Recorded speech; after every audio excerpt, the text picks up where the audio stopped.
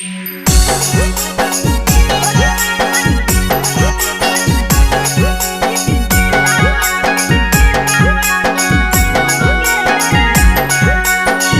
By Yadav films Bhojpuri Sonu Chamoli.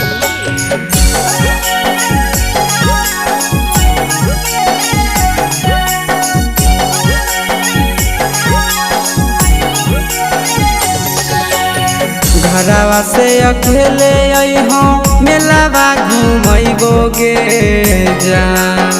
घरवा से अकेले अइहो मेलावा घूमैबोगे जान। जन गे मेलावा घूमैबोगे जान।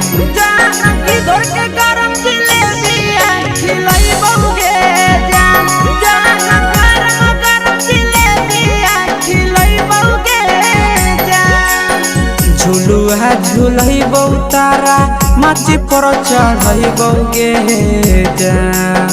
झुलुहा झुलैबौ तारा माची पर चढ़ैबोगे जान। तारा माची पर चढ़ैबोगे जान।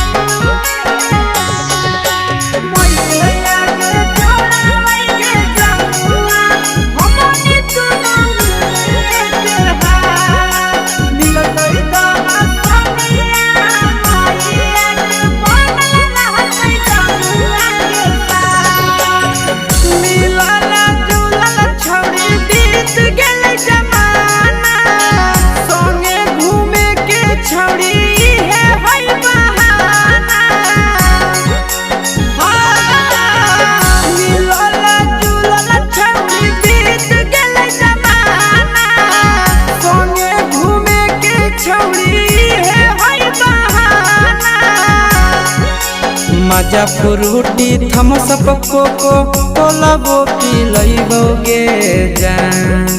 मजा फ्रूटी थम्सअप कोको कोलाबो पिलैबोगे जान। कोको कोलाबो पिलैबोगे जान।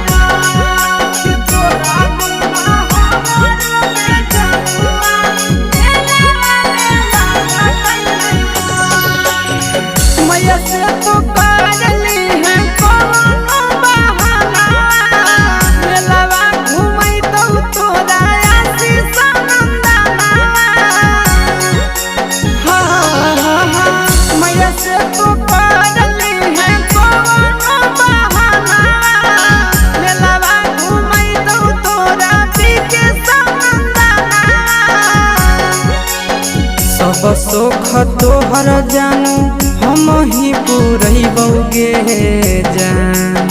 सब सुख तोहर जानू हम ही पुरैबोगे जान। जान गे हम ही पुरैबोगे जान।